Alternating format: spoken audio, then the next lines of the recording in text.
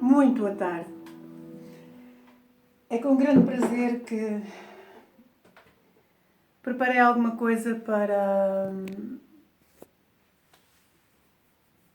partilhar convosco nesta tarde. Aquilo que eu vou partilhar convosco encontra-se em Marcos, no capítulo 6, nos versos 30 a 52. Eu vou estar a usar uma versão da Bíblia, a Bíblia, o livro, a Bíblia para hoje.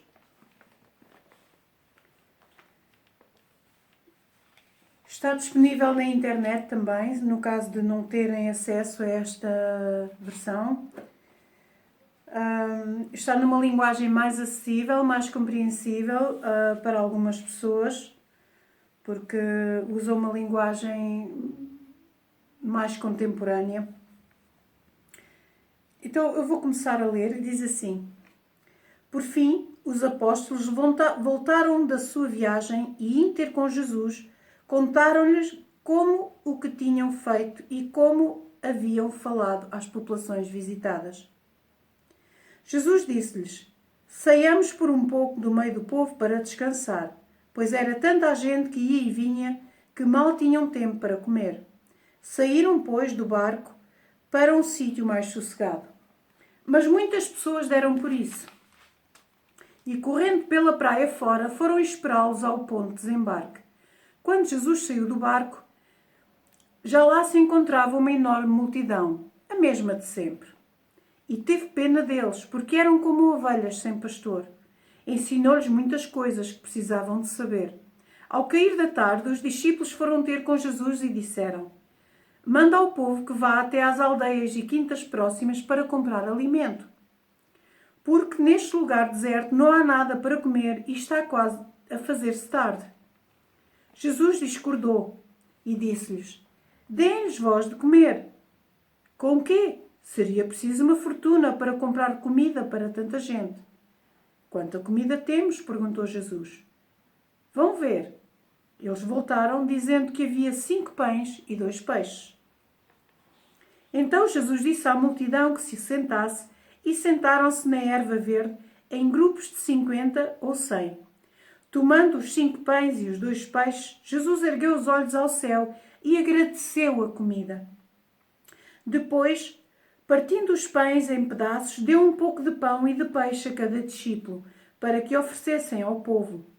A multidão comeu até se fartar. Havia cerca de 5.000 homens naquela refeição, e ainda se recolheram 12 cestos de sobras. Logo a seguir, Jesus mandou os discípulos que voltassem para o barco e fossem à sua frente, atravessando o lago até Betsaida, onde se lhes juntaria mais tarde, pois ficaria um pouco mais para despedir o povo e enviá-lo para casa. Feito isto, Jesus subiu à montanha para orar. Durante a noite, estando os discípulos no barco, no meio do lago, e ele sozinho em terra, viu que se encontravam em aflição, remando com esforço e lutando contra o vento e as ondas. Por volta das 3 da madrugada, caminhou por cima das águas para ir ter com eles e ia passar-lhes adiante. Quando deram conta que ia alguém a caminhar perto deles, gritaram de terror, pensando que fosse um fantasma, porque todos o viram. Ele, porém, logo lhes falou, dizendo: Vai tudo bem, sou eu, não tenham medo. Então, subiu para o barco e o vento parou. Os discípulos ficaram ali sentados de boca aberta, sem compreender o que se passara, porque ainda não tinham percebido quem Jesus realmente era, nem mesmo depois do milagre da tarde anterior. Os seus corações estavam endurecidos. Quando me foi apresentado o desafio de partilhar convosco a palavra nesta tarde,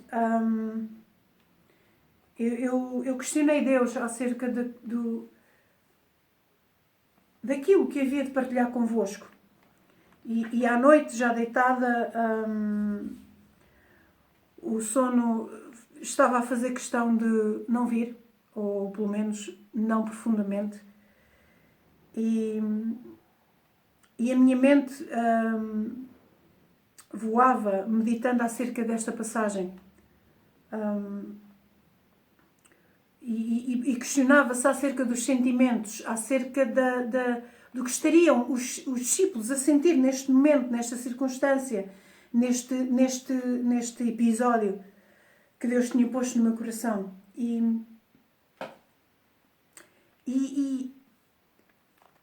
nós apercebemos que a intenção de Jesus, quando diz aos discípulos: Olha, vamos pegar no barco e vamos tirar um retiro, Jesus diz: saiamos por um pouco do meio do povo para descansar. E aquilo que nós podemos constatar é que o único tempo de descanso que os discípulos e Jesus tiveram foi o tempo de saírem da costa, da beira do lago, viajarem de barco e chegarem ao outro ponto do lago. Foi o único tempo que eles tiveram para descansar. Foi o único tempo que eles tiveram sem o contacto do povo. Porque quando Jesus chega ao outro lado, quando eles saem do barco, eles já têm uma multidão novamente à espera deles. Os mesmos sempre com necessidades. Pessoas a querer atenção. Pessoas a querer conhecer mais daquilo que Jesus tinha para dizer. Pessoas com problemas de saúde. Pessoas com problemas, com questões sociais para encontrarem solução, para serem resolvidas. Todo o tipo de pessoas seguiam Jesus. Algumas pessoas seguiam Jesus porque encontravam solução para o problema de saúde. Outros seguiam Jesus porque encontravam solução para a sua dificuldade económica. Alguns eram pedintes, viviam em situações de exclusão social e encontraram solução ao cruzarem-se com Jesus. Outros viviam oprimidos por situações de pressão, debaixo de influência maligna de espíritos imundos. Pessoas que viviam em situações de depressão mesmo. E na altura não havia psicólogos. E quando eles se cruzaram, quando as pessoas começaram a cruzar com Jesus e começaram a perceber que em Jesus encontravam a solução para as dificuldades delas, do dia a dia, para os problemas delas, quando se aperceberam que em Jesus encontravam a sabedoria que precisavam para cada dia, para saber como lidar com o seu próximo, para saber como lidar com os seus familiares, resolverem dilemas que tinham em como então, mas afinal pagamos tributo, não pagamos tributo, a quem é que pagamos tributo? Eram várias as motivações que atraíram as pessoas a Jesus.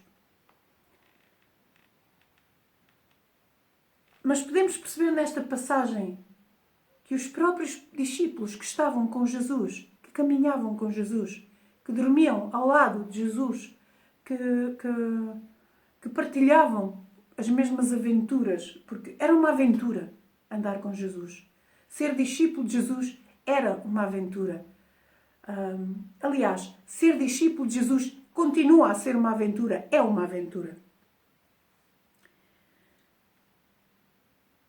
E Jesus depara-se com aquela multidão cheia de necessidades. Marcos diz mesmo que, para Jesus, estas pessoas eram como ovelhas que não tinham pastor. Uma ovelha sem pastor, ela está entregue a si mesma. Não tem quem a defenda dos lobos, não tem quem as conduza a pasto verdejante. Ela não se sabe orientar. A ovelha não conhece o caminho para casa. A ovelha não sabe como encontrar proteção. Ela fica à mercê de tudo o que lhe possa acontecer. Ela precisa do pastor para a conduzir ao lugar de água fresca para que ela possa beber. Água corrente. E era assim que Jesus via as pessoas que o procuravam. Eram pessoas que não tinham um líder.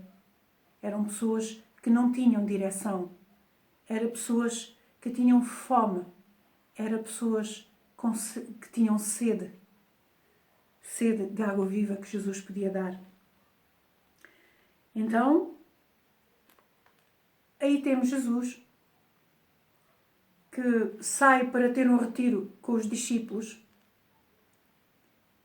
e acaba novamente a ministrar a pessoas. E na história percebemos que não são poucas as pessoas. A dada altura percebemos que só homens eram quase 5.000. Ou seja, ainda havia mulheres, ainda havia crianças. E nesta cultura havia muitas crianças. Então, aqui estão eles. Os discípulos, o tempo passa e os discípulos viram-se para Jesus e dizem: Jesus, é tarde? De certeza absoluta que esta gente está faminta? Despede-os, manda-os embora. Eles que vão comprar aí comida pelas aldeias, eles que se safem para saciar a sua fome. E assim eles finalmente poderiam ter o seu retiro, que não tinham tido até agora. Só que Jesus faz algo diferente e diz-lhes: não são eles que vão buscar comida, são vocês que lhes vão dar de comer. E Jesus pretendia dar mais uma lição aos seus discípulos. E perguntou-lhes: que comida é que nós temos? Ou seja, o que é que vocês trouxeram para o nosso lanche? Viemos para um retiro, para descansarmos, para termos tempo para comer. O que é que vocês trouxeram? E eles vão e quando voltam dizem a Jesus: olha Jesus, temos 5 pães e temos 2 peixes. Eu não sei qual era o tamanho dos peixes, nem qual era o tamanho dos pães. Sei que discípulos, se contarmos com os 12 mais Jesus, pelo menos 13 eles eram.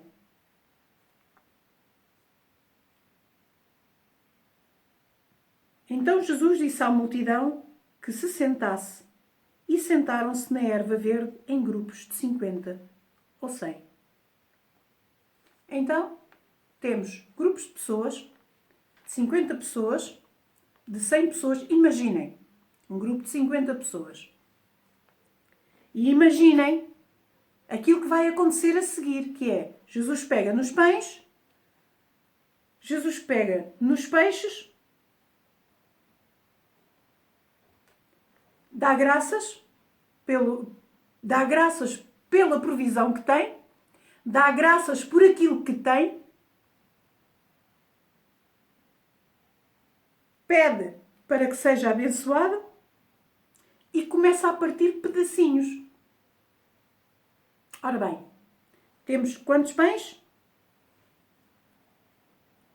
5 pães. Quantos peixes? 2 peixes.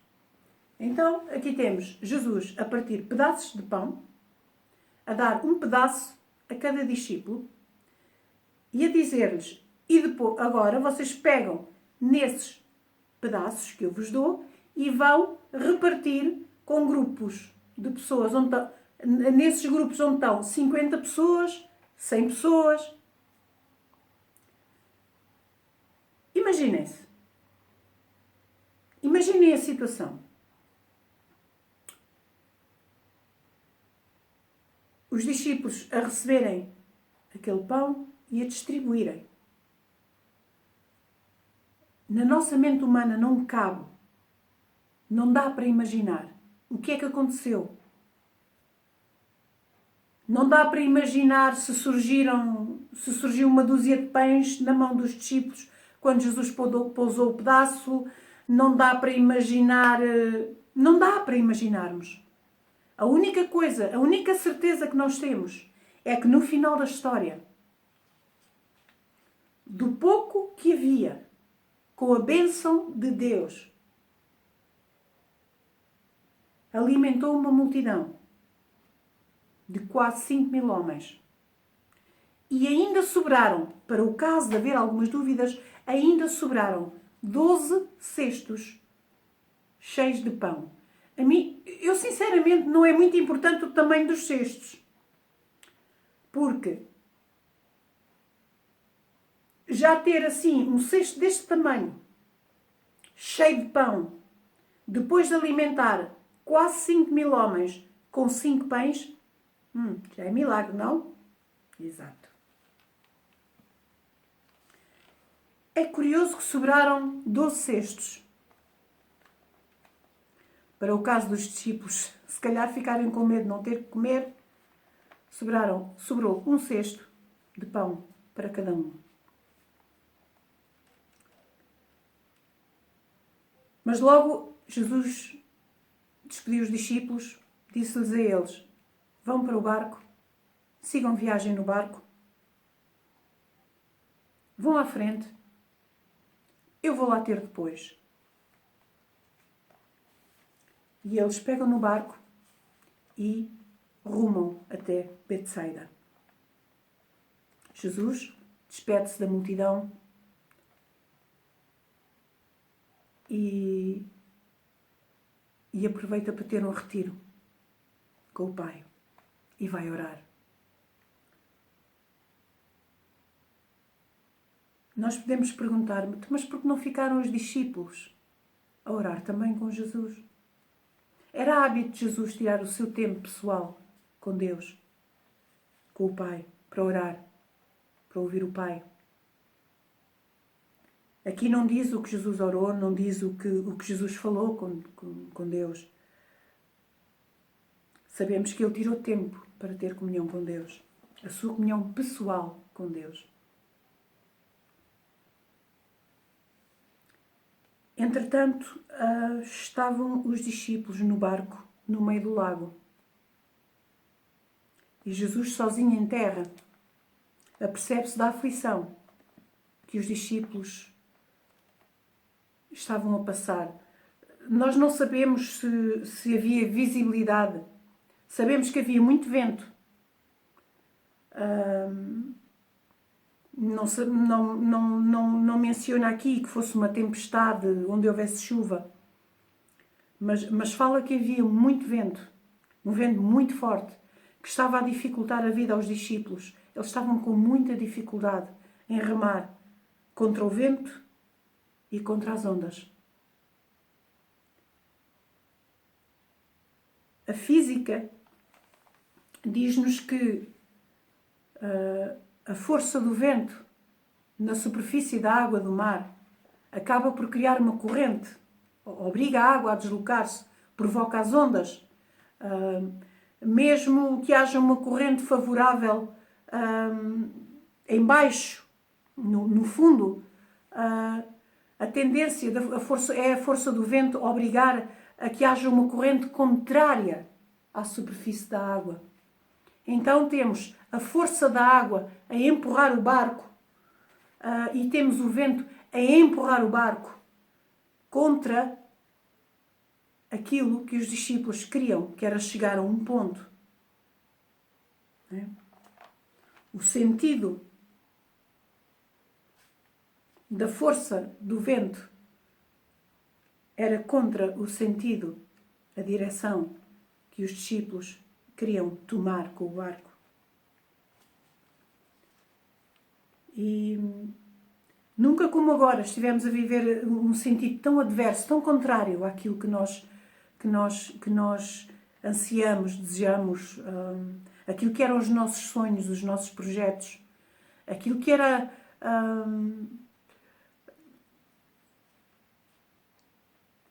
de repente estamos a cancelar eventos, de repente estamos a cancelar a agenda, de repente temos a noção de que há um tempo que parece que se está a perder porque não vai dar para voltar para trás, porque o tempo não anda para trás.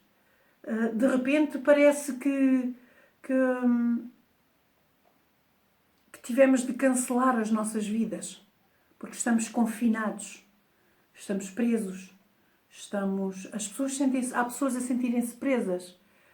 Há pessoas que não continuam sem aceitar o que estamos a vivenciar. Há pessoas que se estão a revoltar contra aquilo que está a acontecer. Eu não sei o que os discípulos sentiram. Não era a primeira vez que eles estavam no meio do mar, a remar ou a lutar contra o mau tempo. Eles já tinham passado pelo episódio em que Jesus teve que acalmar o mar. Jesus estava no barco, estava a dormir e eles viram-se para Jesus, perguntam a Jesus: então, mas tu não te preocupas? Estamos aqui entregues? Vamos morrer? Tu não fazes nada? Estás aí descansadinha a dormir? Então e nós? Só que desta vez os discípulos estão em aflição, mas Jesus não está no barco. Está em terra firme, em segurança. E os discípulos permanecem a lutar contra a corrente.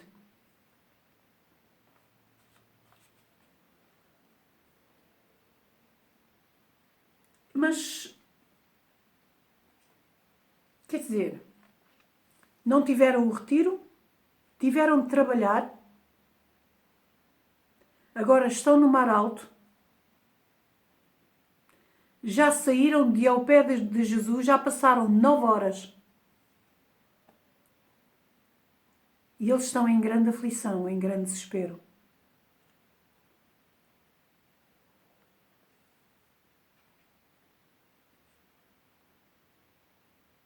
Só que eles não estão sós.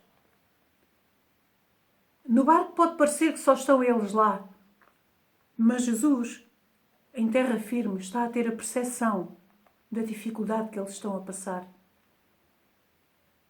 E Jesus vai ter com eles. É curioso aquilo que está aqui escrito. É que Jesus põe-se a caminhar sobre a água. Estando os discípulos no barco no meio do lago e ele sozinho em terra, viu que se encontravam em aflição, remando com esforço e lutando contra o vento e as ondas.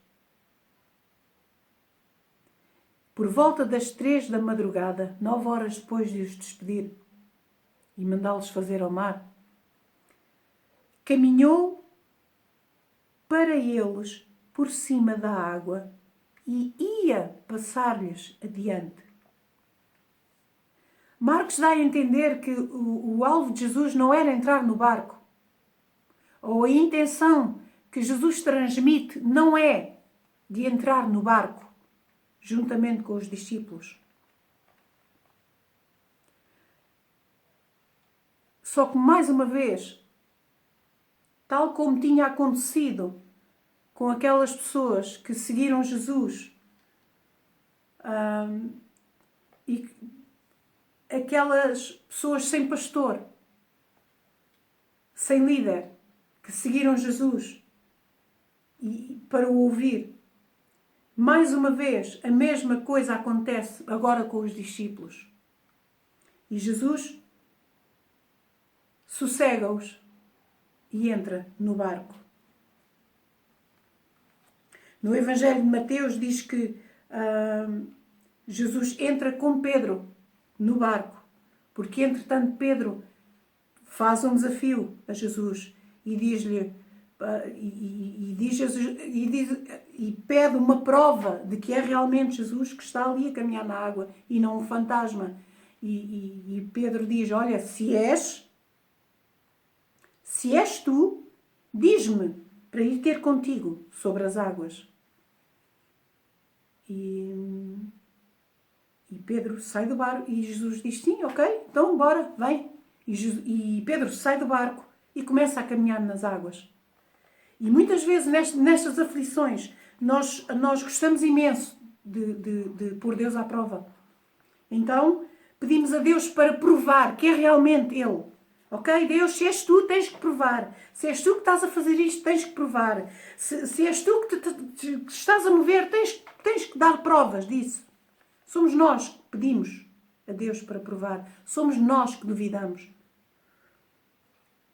E depois Deus prova e nós ficamos todos contentes e avançamos. Só que começamos a valorizar as circunstâncias. Começamos a valorizar aquilo que não devemos valorizar. Se temos condições, se não temos condições. Se temos capacidade, se não temos capacidade. Se temos provisão, se não temos provisão. As tempestades, os ventos, os tempos adversos. E Pedro olhou para os tempos adversos, olhou para as circunstâncias adversas. Tirou o foco de Jesus e começou a ir ao fundo. Porque deixou o medo roubar-lhe o foco. Jesus deita a mão a Pedro, ergue Pedro e juntos entram no barco.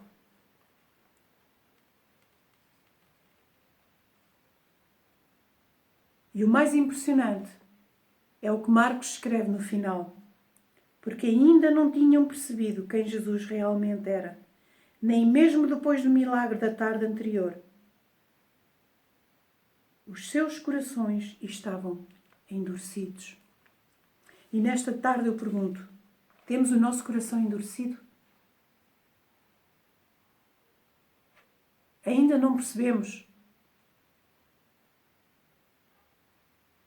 que Deus sempre está connosco nas situações adversas?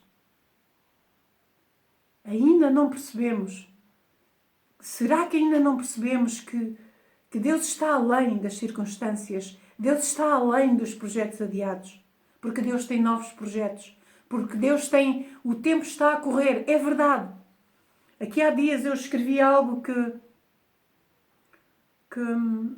enquanto eu observava o belo jardim de orquídeas, em que elas têm tempo para florescer, elas têm um tempo próprio para florescer. Às vezes parece que vão morrer, mas depois logo mais nasce um broto, começam a nascer botões, começam a nascer plantas novas, elas multiplicam-se. E Deus falou ao meu coração nesse momento e disse, e eu partilhei isso até na minha página de Facebook, que é, nós paramos, nós precisávamos de parar. Eu reconheço que eu precisava deste tempo de paragem para avaliar, para perceber de uma vez por todas aquilo que realmente é importante na minha vida, aquilo que é mais precioso, aquilo que é mais valioso. Para ter tempo, aquele tempo que a rotina diária não nos deixa ter, aquele tempo que as obrigações nos roubam tantas vezes de estarmos com Deus, de estarmos na presença de Deus, de ouvirmos até aqueles que estão longe de nós, que não ouvimos há tanto tempo. Eu nunca me senti tão próxima de pessoas como hoje, apesar de estar isolada em casa com a minha família, com o meu pai e com a minha mãe.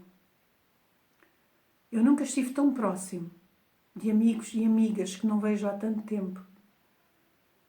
E ao conversar com elas eu percebi, e com eles eu tenho percebido que Deus está a fazer uma coisa só em todo lugar. Ninguém está reunido na mesma sala, mas Deus está a falar uma só coisa. Deus está a transmitir uma só mensagem a todos. E é impressionante aquilo que Deus está a fazer, a forma como Deus se está a mover no mundo inteiro. E aquilo que eu tenho percebido é que Deus está a chamar as pessoas à comunhão com Ele. Deus está a chamar-nos para nos arrependermos, para pormos de parte este coração endurecido, que não nos deixa ver os milagres que Deus faz todos os dias na nossa vida. Nós temos sido ingratos para com Deus. É tempo de despertar em nós um coração grato. Sermos gratos pelo pão de cada dia. Sermos gratos pelo ar que respiramos. Sermos gratos pela forma como Deus tem cuidado de nós. Sermos gratos pela forma como somos amados. Sermos gratos pelas pessoas que temos para amar. Sermos gratos por aqueles que nos ligam a perguntar se está tudo bem connosco. E voltarmos para Deus. Algo invisível, a olho nu, foi capaz de nos roubar a liberdade. Foi capaz de dominar o poder de decisão de governos, de países, de nações, de continentes. Será que ainda não percebemos que é ao Deus Criador de todas as coisas que temos de recorrer? Será que ainda não percebemos que não é a nossa ciência, não é o nosso conhecimento, não é a nossa capacidade,